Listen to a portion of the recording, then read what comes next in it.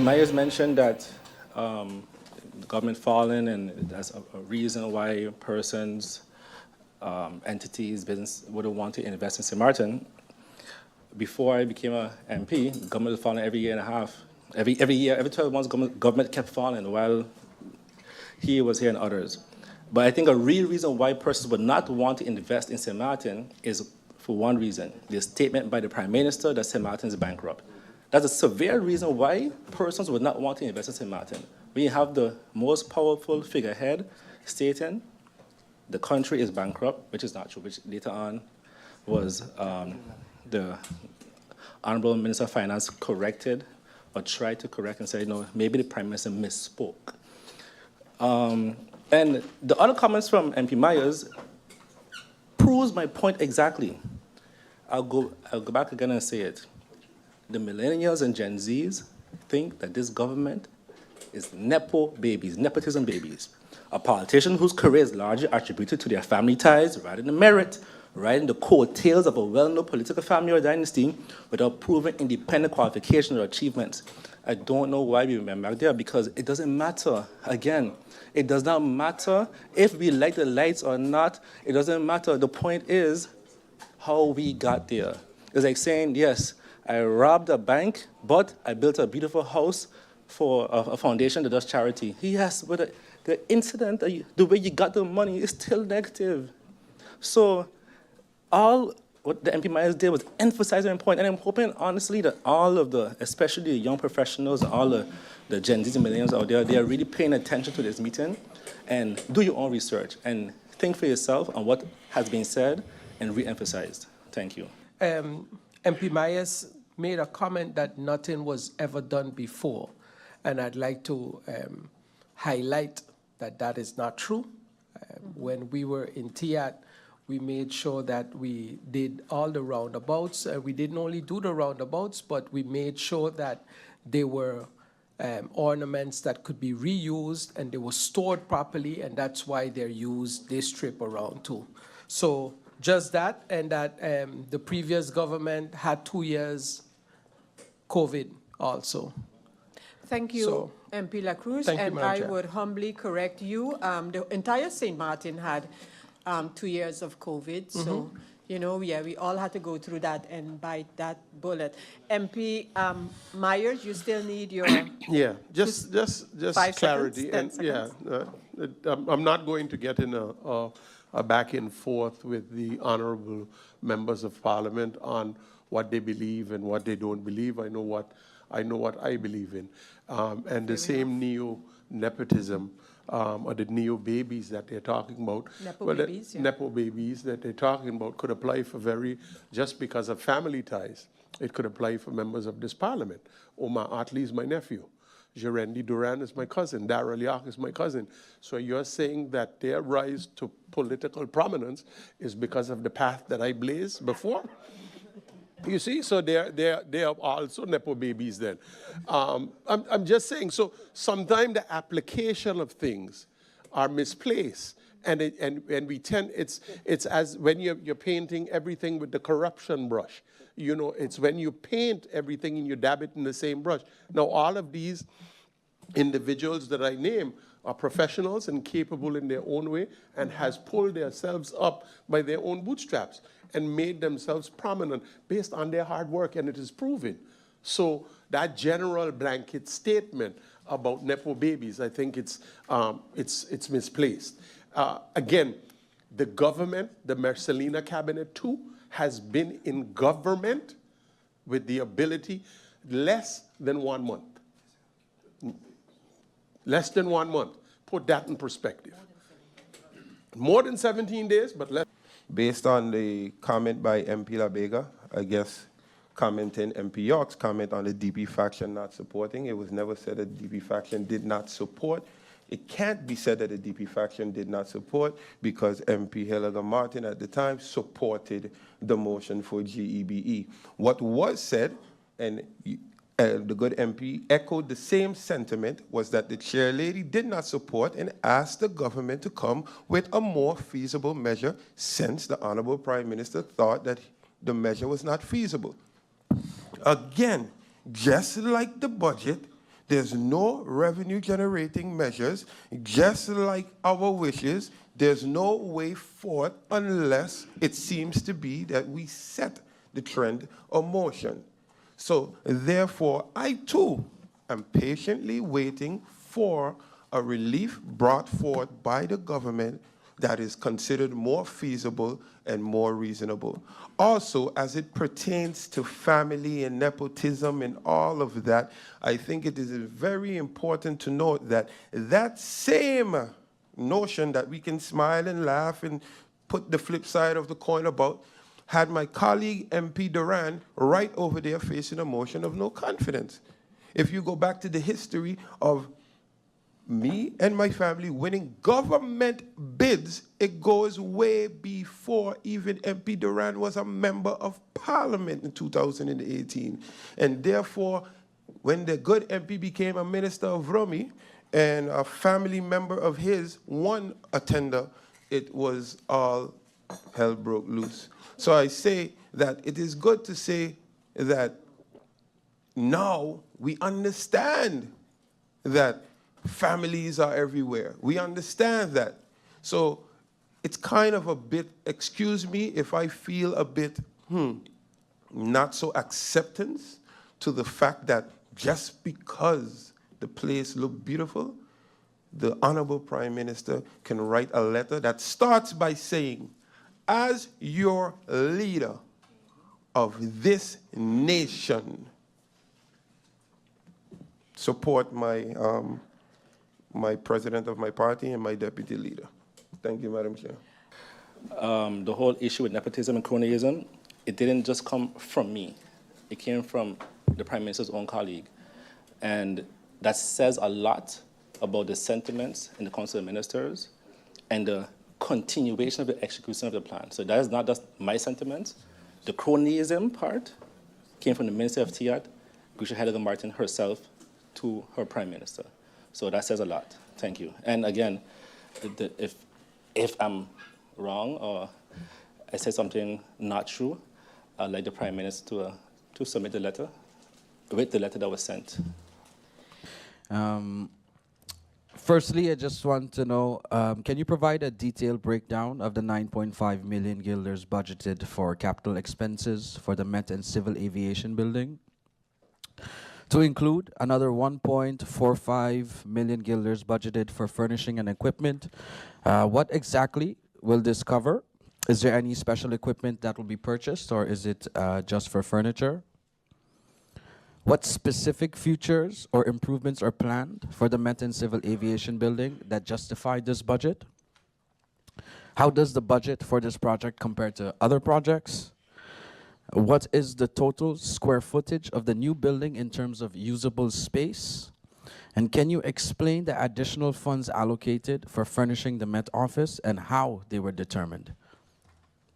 Can the Minister of TIAT provide an update on the current personnel working within the EDC, including their roles and specific tasks related to implementing the approved investment policy and diversification strategy?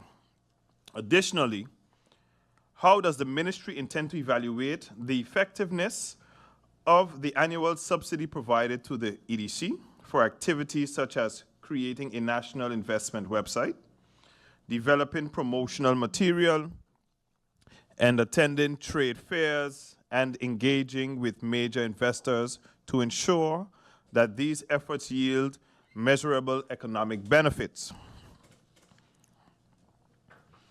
Can the Minister provide, through you, Madam Chair, an update on the reconstruction of the marketplace? It was noted that the project would be completed before the peak season. However, there has been no visible progress or indication that the project is nearing completion.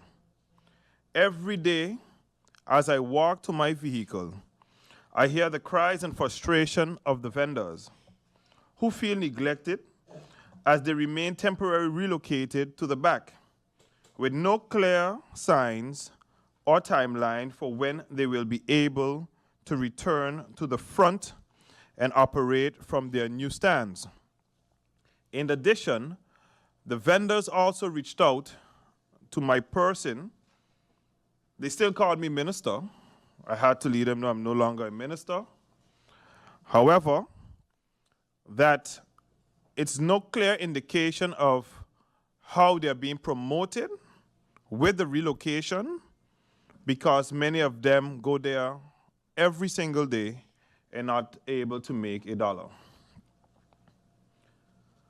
How often do the controllers inspect supermarkets to ensure compliance with the basket of goods and bread policy?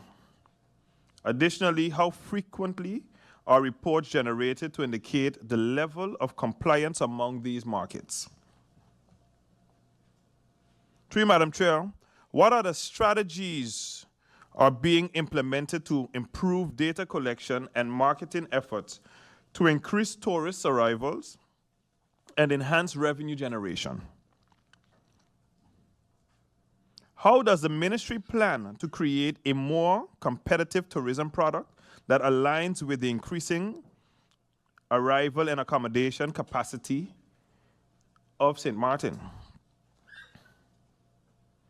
Could the minister, through you, Madam Chair, elaborate on how the concept of the island hopping and incentives, such as free services from hotels, for example, free nights, free breakfasts, and shuttle services, are being promoted to attract tourists to St. Martin? What is the projected impact of the marketing campaign with MSC Cruise Lines for passengers departing from St. Martin before and after their vacations? How does the ministry plan to track and evaluate the success of this campaign?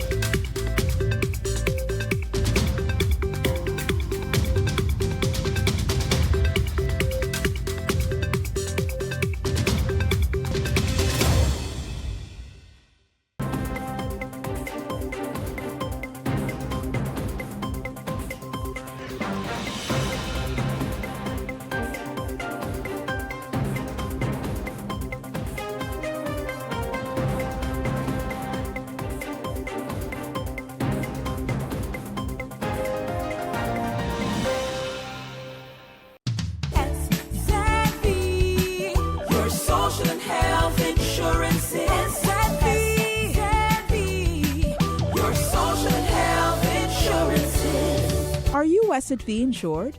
Do you have a valid medical insurance status?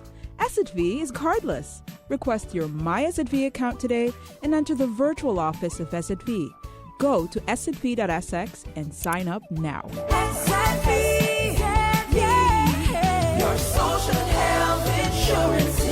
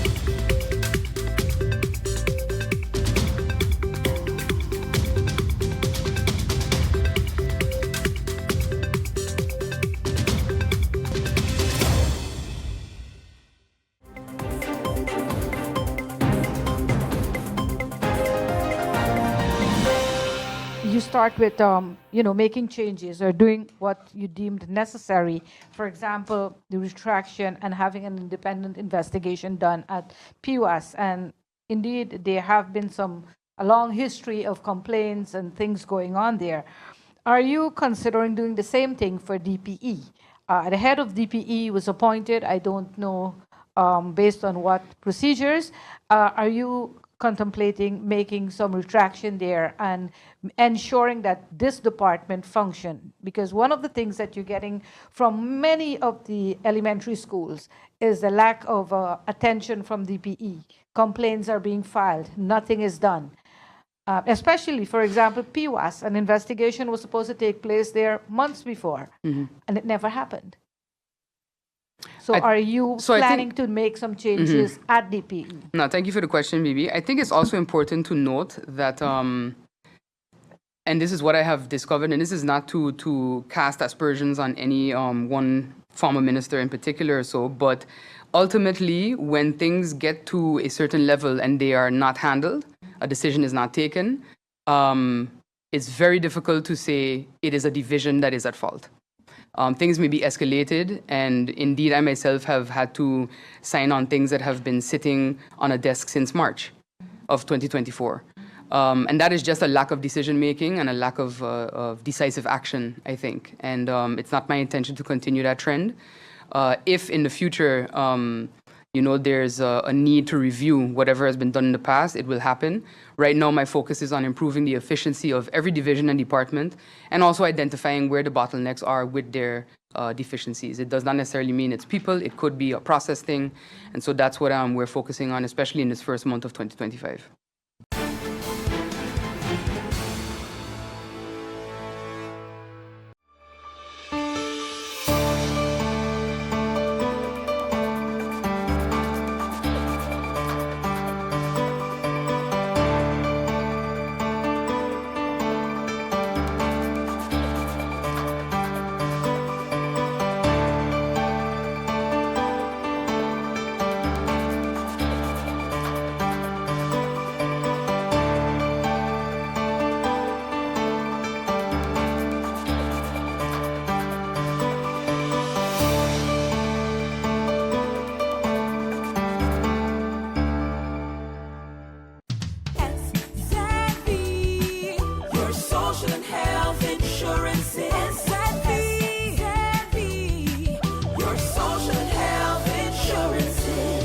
Are you SXV insured?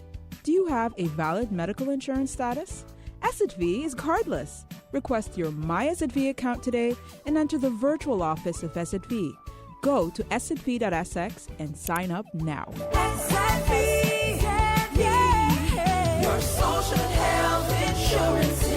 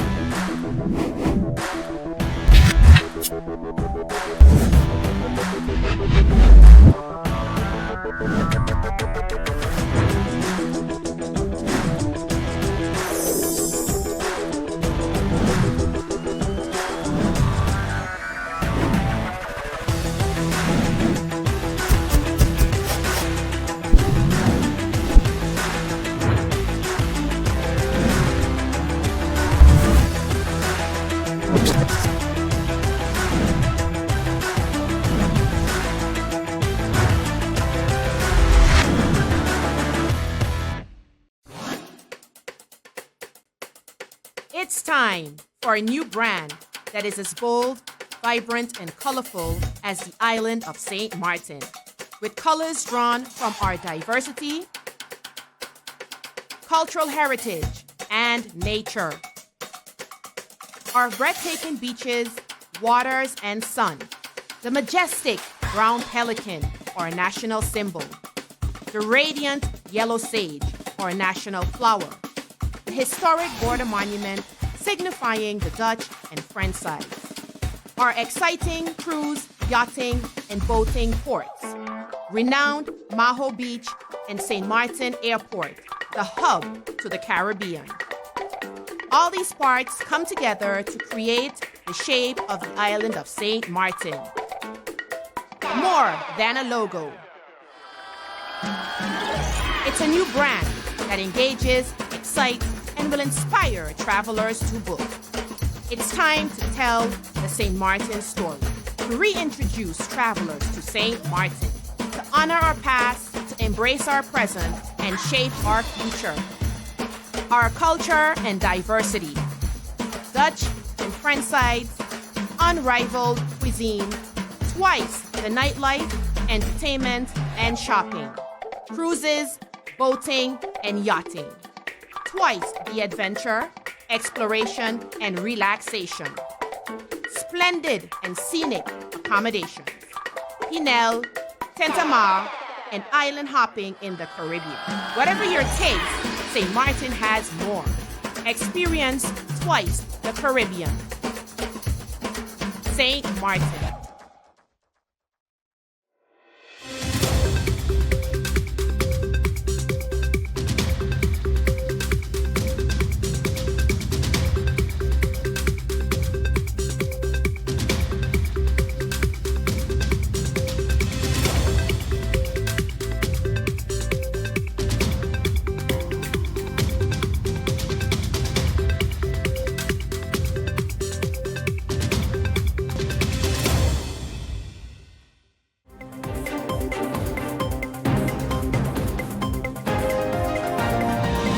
Judge has just sentenced Donald Trump. So let me bring you the developments on that. The judge says he's decided to sentence Donald Trump to an unconditional discharge over the conviction in the hush money case.